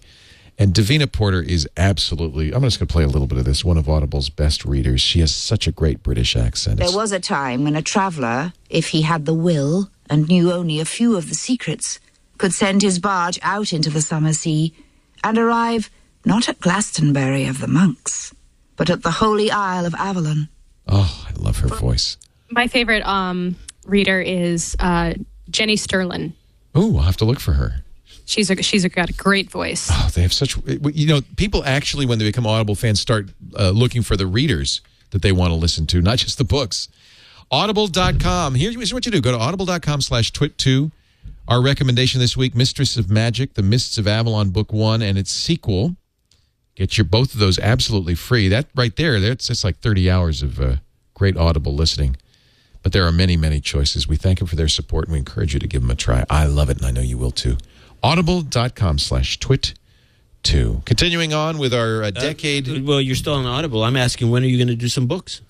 You have the greatest voice in the world. Please. It's a lot of work. Oh. It's a huge amount of work. How long does it take to do a book? Well, Corey Doctorow asked me to read for fun. He put an album out of his short stories. He asked me to read one of his short stories. It was an hour-long short story. It took me about 20 hours in recording and editing to get it right. Oh, really? Oh, it was a lot of work. Well, I know. Now maybe I'm slower. I need a producer and all that, but I did it all myself. But it was fun. It was really fun. But boy, it was a lot of work. He got You some remember, good people reading that. Robin Williams had a show on Audible. Yes, loved that show. An interview show, and I don't know how long it lasted. He talked to Walter Cronkite. Yeah, he did about a dozen of them, I think. But yeah. he did a 2-part. If you ever can listen to it, he did a 2-part with Buddy Hackett. I did listen to that. And Buddy Hackett destroyed him. It was so funny. I mean, Robin Williams did not have a chance against Buddy Hackett. Yep. That was a great series. I'm just looking to see if Audible still offers those for download. They may not. Oh, that's a bummer. Of course, because he was embarrassed by Buddy Hackett. It was very funny. Well, it's You in do my... have a great voice, so you should be doing Oh, that. come on now. Thank you. I know you're a busy guy, but That's what it is. He's too busy for this kind of stuff for the public. I'm doing what I'm doing. I like what I'm doing. I You're make on it 24/7. I don't have time to read. I did, though, when I did the Corey thing, I did it on TWiT Live, and people were listening and making fun of me, and I did the editing and everything. So I'll let you know when that comes out. But Corey does that stuff for free. Ooh, repent, Harlequin, said the TikTok man. All right, so what else do we have for predictions? We're going to wrap up this year. Cloud. What is going to happen to cloud computing in 2010 to 2020 time frame? Some have predicted, and I think this is probably true, that we will no longer have data on drives. Our data will live out there. They've been predicting this forever. I don't think that's true. You don't like it? I do. You think it's true? Not that I don't like it. I don't care, but it's too unreliable. You need to have backups that are solid. I don't care. Whatever. It's reliable. You agree that this is going to be the, This is in the next year or two. The cloud, you're doomed. Terrorists. I'm telling you. You've been listening Terrorists to No and Agenda. the cloud. That's going to be a big theme for the next decade. Hey, look, if the world's going to be taken over by fascists and terrorists and we're all living in our houses in fear, we're going to need the cloud. Really? Well, I'm going to sit here and not connect to anything? You're going to get connected and bow, they're going to, it's going to be bad. So you should say I should have like a data dome over my house. You Silence. need a data dome. Data dome of Yes, silence. that's what we need, the dome of silence. So, Veronica, I'm with you. Do you use Google Docs now, I'm sure, for everything, right? Don't come crying Most to of me my when stuff is everything in the disappears, cloud. I mean, I folks. like to have local backups of everything just to be on the safe side. And I think that's just a good practice to have in general. But I definitely think within the next 10 years, we're not going to have to worry about hard drives for our day-to-day computing needs at all. You know what? I just started using and I just love it. It's a service called Backupify. Do you know about Backupify?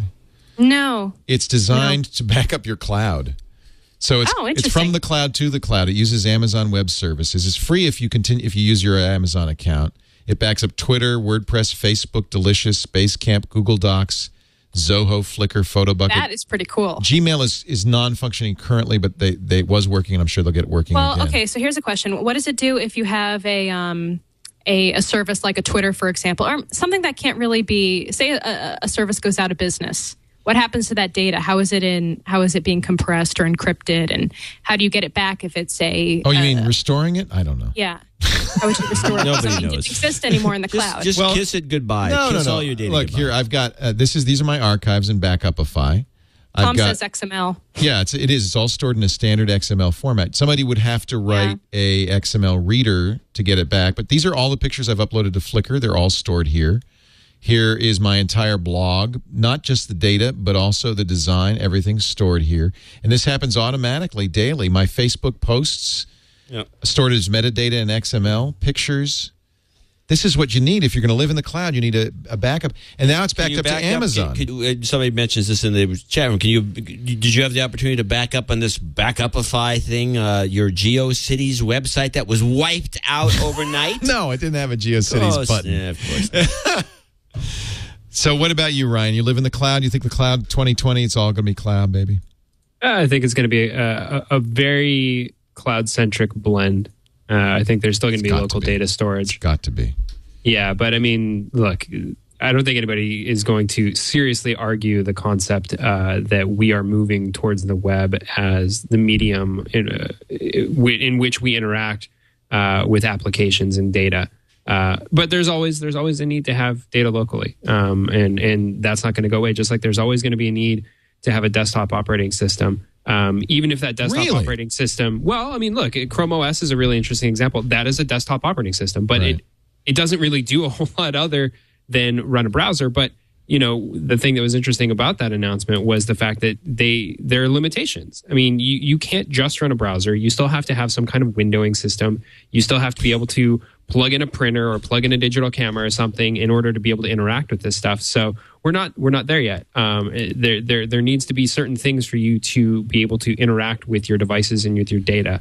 And the web is not a solution for that. So there has to be an intermediary, and that is, in most cases, an operating system with a local storage solution.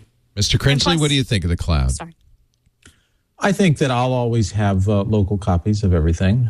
Well, we agree on that, but is the primary place? Agreeing no, at all. You think that listen, I tried to run a company on Google Docs, and I thought it was a disaster. Oh, interesting. And so it will get better. But the funny thing is that I being as we are, I am, I get pretty good tech support.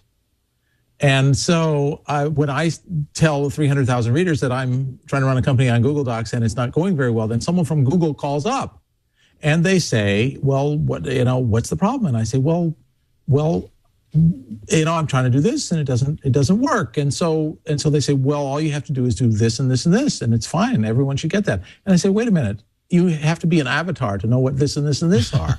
At Google, you can maybe think that way. That's how engineers are. Well, it's obvious. Regular people don't do what you do. When I was working at Apple 30 years ago, honest to God, 30 years ago, we would test. A guy would bring a program in and we would run it up on an Apple II, and the first thing I would do is pound on the keyboard, and the engineer would immediately say, "Don't do that. No one would ever do that." And I said, "Do you have a 3-year-old?" Well, so what? So all you're saying is that the problem with cloud adoption is that people don't know how to use it right now? No, what I'm saying is that there is no problem with cloud adoption, except that right now it doesn't work as well as it should because the people who are rolling it out can't relate very well to the users. That's the history of technology. That's how it always works. I mean, things that we know how to do very well right now. I'd like it to change, please, and right now. Yeah, Lewis, I am interested. It's a message to Lewis. By the way, let me just say something that hasn't been brought up here. Okay. Here we go. We got the cloud. You're on the cloud. You're on Cloud System B. And you've got everything. Oh, you got your mail. You got your this. You got your that. One day somebody takes a dislike to you and says, I think you're a spammer. We're cutting off your account. Hey, you know what my friend Bill... so you have local backups. We've already said that's that why it's important. Times. You got to have the local. Typically, but here's your mail, you're not going to have local I'll give you a good backup. example. My friend Bill Jellin, Mr. Excel, has been for the last 4 years making videos on YouTube to help people use Excel. For reasons that Google will not tell him, no one knows, they deleted his account and all his videos, they're gone. This guy is making a living helping people with Excel. He was giving these videos away. Google deleted them. They're gone. And that's a good example. I mean, that's a great even example. Even if he has local backups, that's not the point. They're no longer on YouTube. So, what is he going to upload them all? No, they say you can't create another account once we've deleted your account. You're persona non grata. I mean, and this is not any kind of justification for that action on Google's part at all. There must be a reason, but they won't tell him. But, to John's point, they can shut you down and then all of a sudden your email is gone or whatever. Well, I mean, if you're concerned about that, then don't use a service that you don't control. It seems all this fairly... cloud services you don't control. But yeah, isn't that kind of the nature of cloud?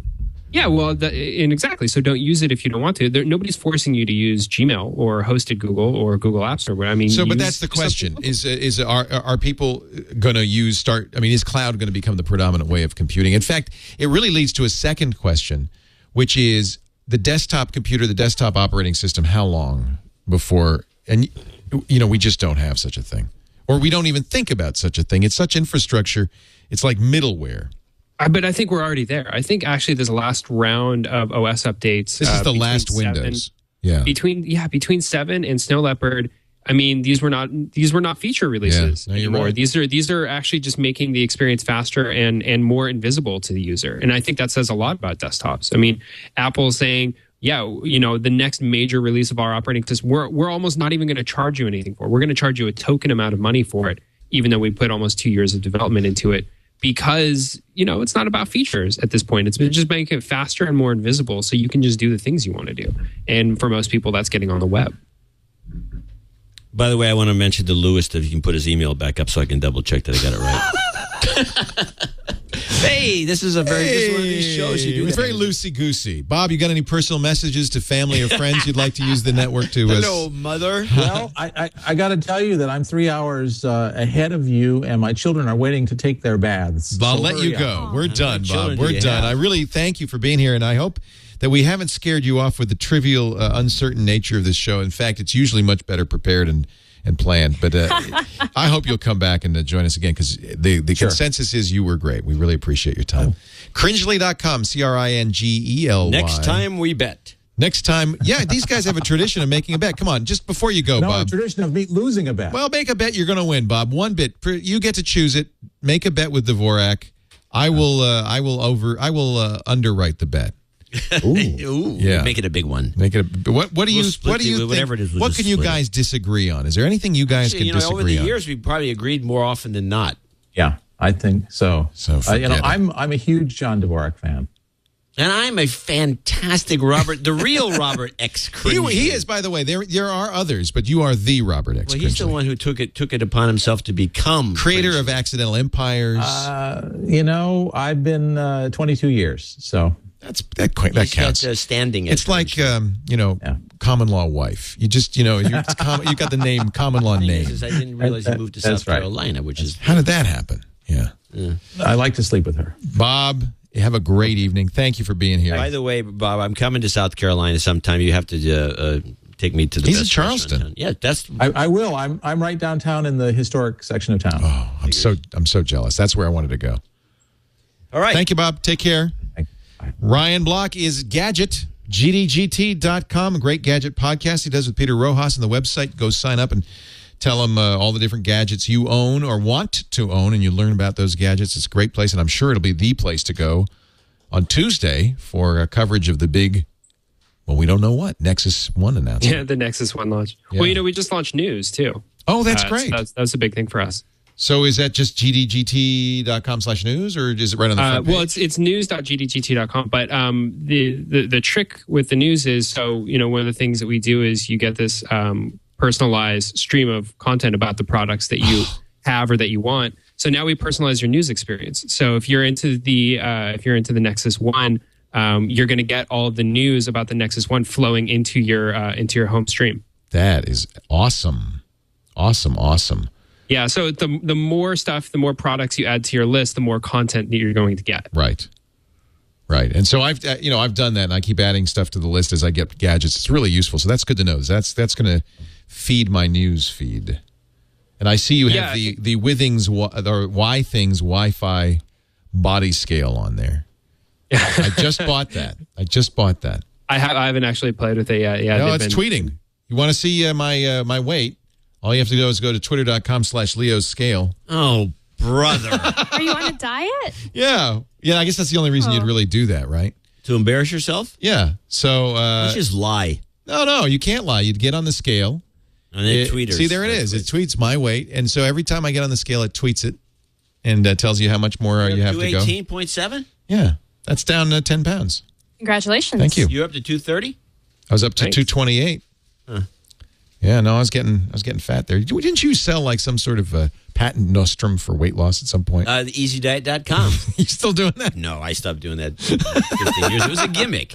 Wasn't a gimmick? Well, it was a publicity stunt, let's face it. It was? It's Did it pretty work? much all I Did you make do any is money? publicity. No, I don't make money. I just do publicity stunts. This is kind of, you decoupled the money from the publicity. Yeah, I don't, somehow, I don't know why. That's the point. GDGT.com, news.gdgt.com if you want to follow the news feed customized to your interests by your gadget list. Thank you, Ryan. Great to see you. Thanks for having me. Good luck on Tuesday. Veronica Belmont is the host of Techzilla with my good buddy Patrick Norton, TEKZILLA.com. And also of Core, QORE, which is on the PS3 network. Yes. And you And travel we're all looking over forward the to being at world. CES and doing some good shoots. I'm very excited. Come by and say hi. We'll be at Of course. we'll be in Hall Says S1. yes, but she never shows up. She'll show up with the blonde wig for me. I'm definitely doing Buzz Out Loud too one of those days. Yeah, come by. We're there all day Friday, Saturday, and Sunday doing the radio show Saturday and Sunday in S1 Hall, Broadcast Platform 1. I will stop by for sure. It's at the top of the stairs as you enter. It says so right there. Oh, look You'll at never that. There you find go. I have a card. Thank you, VB. Thanks for being here. Really appreciate Thank it. you. John C. Dvorak is at channeldvorak.com and easydiet.com. Well, those days are over. Somebody stole that web. Yeah, it's domain. nothing now. It's like squatters there. And I'm Dvorak.org/blog, and you won't get me in Russia. You're I'm blocked. He's blocked in Russia, and he's very proud of this. We could not let him in Channel Russia. Dvorak He is has got most of the subversive. links. You have fascist tendencies. We have noticed. You say we are going to collapse in 2013. 2010, by the way, not 2010. I'm urging everybody. Oh, yeah, and you said there's a reason for this. It's shorter, fewer syllables. We've been saying 2001, 2002, 2003, but we've gotten a bad habit. And if you go to the National Association of Good Grammar, NAG.com, you will learn, actually they have a site called 20, not 2000. Because, what 1911, how did you pronounce that? 19,099. The year World War II ended. How did you say that year? The year that World War II ended. That's right. So why is it we say 2001, 2, 3? It should be 2010. Okay. Not 2010. Well, that's what I say anyway, 2010. 22? I used to say 21. See, 21's wrong. 2002. 2001. I can see why we didn't do that. I can see why we didn't do that. I understand why we slipped into this bad habit, but let's not continue it. Otherwise, it'll be like 2024, and we'll be saying 2024. That's ridiculous. Do you see what I'm saying? Yeah, I think you're onto something here, Leo. It's just a little something. I consider it kind of public service. A public service. You know, I'm like Bono. He's ending, hemorrhagic fever in Africa. I just want people to say 2010. Yeah. It's just my thing. We'll have our albatrosses. We'll see you. We're going to be in Vegas starting Wednesday, but the road to Vegas begins Tuesday when we pack up all the gear and put it in the Lincoln MKT and start driving down. We'll have live streams of that, live coverage on iTunes. There's a video and audio feed. But you can find out all about that at twit.tv or just tune in live.twit.tv. Starting Wednesday evening, we'll be at the Digital Experience, and then we're going to go to the Bellagio. We're going to some parties. Dr. Kiki and I and all the gang will be down there. And John, we're going to miss you. We're going to be sorry you're not there. I'm going to be covering the coverage. I'm going to meta cover the thing, and I'll probably get more information. We're going to the trenches so you don't have to. That's right. I'll be covering your coverage and plus everyone else's. I'd like you to do that. Yeah. All right. We'll see you in Vegas, January 6th through the 10th. Twit Live at CES 2010. Thank you, everybody, for being here. Another Twit is in the can.